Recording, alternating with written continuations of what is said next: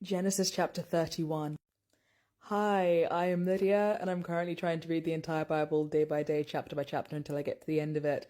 I've been bad this week. I have reason. I had surgery a few weeks ago, and I had some complications, and I've just been like writhing in pain all week, and it's just not been a good time. But yesterday I was genuinely lazy. Like yesterday, the pain was subsiding, and I could have filmed, and I didn't. So sorry. I'm back, but my dad is currently traveling cross country to go and get my stuff from where I normally live across the country. And there have been so many complications. It's 5:40 a.m. and I have no other way of getting peace than reading the Bible. So let's catch up. Let's do it. Okay. I'm like on the brink. like the tears have been bringing my eyes for the past hour and a half. This is really overwhelming. Don't do this. Don't send someone in your place to do things that only you know that you can do. Anyway, sorry. I'll put a little thumbnail and say like skip to this point for the Bible bit. Anyway, Genesis chapter 31. Let's go. Sorry for the angle and the setup. Like I really was trying to do the thing, and I will continue from tomorrow's video. But I'm downstairs and I don't really want to climb the stairs, so that's about it. Jacob flees from Laban. Jacob heard that Laban's sons were saying, "Jacob has taken everything our father owned and has gained all this wealth from what belonged to our father." And Jacob noticed that Laban's attitude towards him was not what it had been. Then the Lord said to Jacob, "Go back to the land of your fathers and to your relatives, and I will be with you." So Jacob sent word to Rachel and Leah to come out to the fields where his flocks were. He said to them, "I see that your father's attitude toward me is not what it was before, but the God of my father has been with me. You know that I've worked for your father with all my strength, yet your father has cheated me by changing my wages 10 times. However, God has not allowed him to harm me. If he said, 'The speckled ones will be your wages,' then all the flocks gave birth to speckled young. And if he said, 'The streaked ones will be your wages,' then all the flocks bore streaked young. So God has taken away your father's livestock and has given them to me. In breeding season, I once had a dream in which I looked up and saw that the male goats mating with the flock were streaked, speckled, or spotted. The angel of God said to me in the dream, 'Jacob.' I answered, 'Here I am.' And he said, 'Look up and see that all the male goats mating with the flock are streaked, speckled, or spotted, for I have seen all that Laban has been doing to you. I am the God of Bethel, where you anointed a pillar, and where you made a vow to me. Now leave this land at once, and go back to your native land.' Then Rachel and Leah replied, 'Do we still have any share in the inheritance of our father's estate? Does he not regard us as foreigners? Not only has he sold us, but he has used up what was paid for us. Surely all the wealth that God took away from our father belongs to us and our children. So do whatever God has told you.'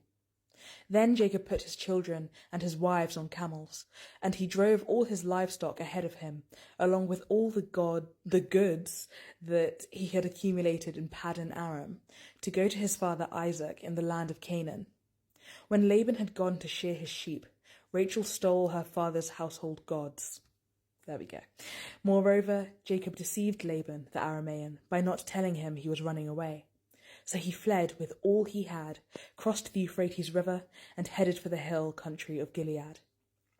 Laban pursues Jacob.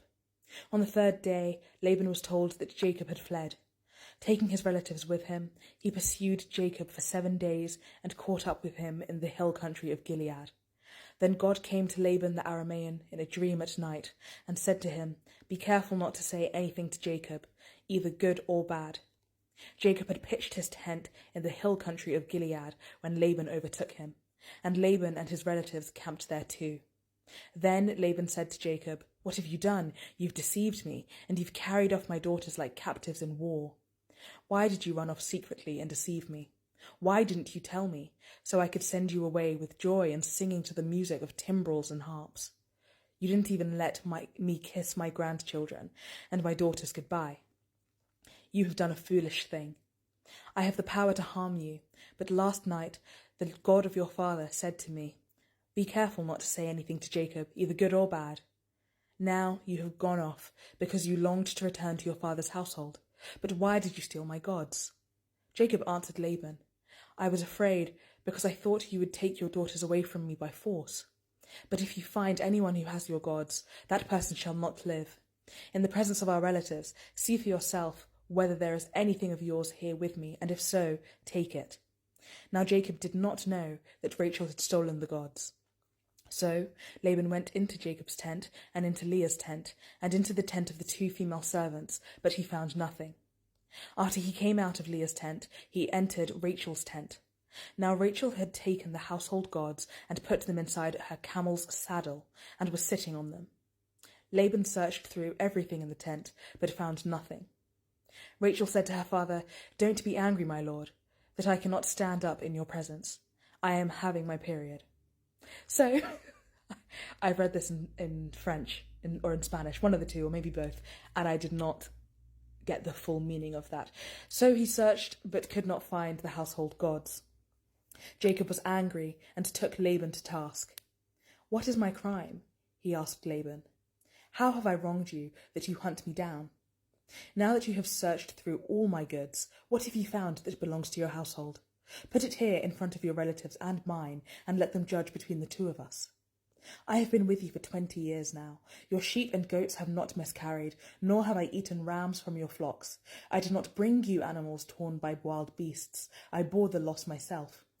And you demanded payment from me for whatever was stolen by day or night. This was my situation. The heat consumed me in the daytime and the cold at night, and sleep fled from my eyes. It was like this for the 20 years that I was in your household." Oh. "It was like this for the 20 years I was in your household. I worked for you 14 years for your 2 daughters and 6 years for your flocks, and you changed my wages 10 times. If the God of my father, the God of Abraham, and the fear of Isaac had not been with me, you would surely have sent me away empty-handed. But God has seen my hardship and the toil of my hands, and last night he rebuked you." Laban answered Jacob, "The women are my daughters, the children are my children, and the flocks are my flocks. All you see is mine. Yet what can I do today about these daughters of mine, or about the children they have borne? Come now, let's make a covenant, you and I, and let it serve as a witness between us." So Jacob took a stone and set it up as a pillar.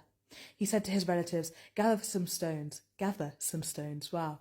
So they took stones and piled them in a heap, and they ate there by the heap. Laban called it Sahadutha, and Jacob called it Galeed. Laban said, "This heap is a witness between you and me today. That is why it is called Galeed. It was also called Mizpah, because he said, 'May the Lord keep watch between you and me when we are away from each other. If you mistreat my daughters, or if you take any wives besides my daughters, even though no one is with us, remember that God is a witness between you and me.' Laban also said to Jacob, 'Here is this heap, and here is this pillar I have set up between you and me. This heap is a witness, and this pillar is a witness, that I will not go past this heap to your side to harm you, and that you will not go past this heap and pillar to my side to harm me.